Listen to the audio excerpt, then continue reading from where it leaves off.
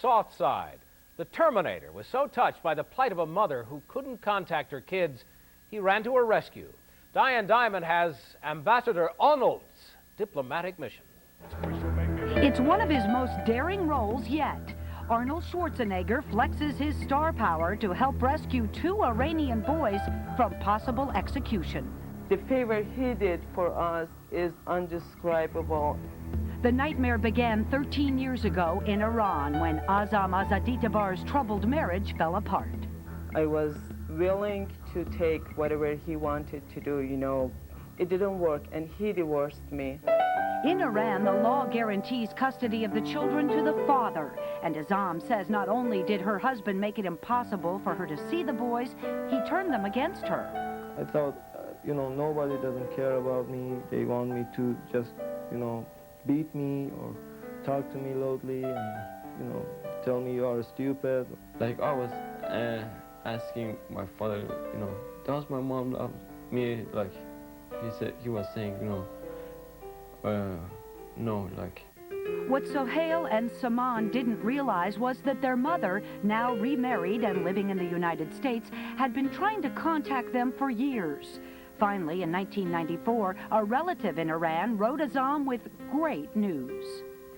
She said, Sohail is looking he contacted me and he wants to, talk to you. And talk they did for 4 hours that first night.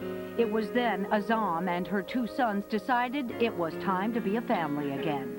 Azam sent every last penny she had to a contact in Bulgaria who was willing to help. But the family could never be prepared for the horrifying road they were about to travel. Every 20 miles, they were checking our passport, and we were scared. And then the boys were stuffed in a box and thrown on a bus for a 3-hour trip to Bulgaria. We both were in same box, it was hard for us, and we couldn't, breathe easily. Once in Bulgaria, the contact sadly dumped Sohail and Saman at a drug house and took off. The boys had no papers, no money. They were then arrested and thrown in jail and threatened with extradition back to Iran. That's when things really fell apart. Elise Schaefer is the director of the Evergreen Community School where Azam works. She said, I'm leaving for Bulgaria. My children have been arrested. This is the time I want to be with them. I'm sure they're going to kill them. I want to be dead with them. I don't want to stay here.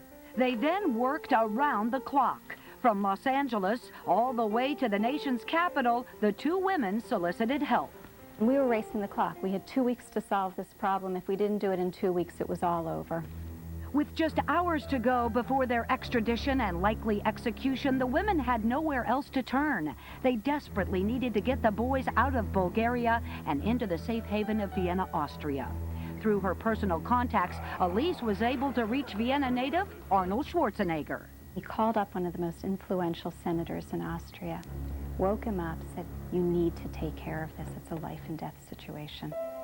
Arnold rode into the rescue, and as you can see by these images, to this family, the multi-million-dollar action star is a real-life hero. I would like to say thank you to all the people who help us. I never be able to thank him enough for that, because that saved my son's life. Azam was able to personally thank Arnold Schwarzenegger, and quite by accident.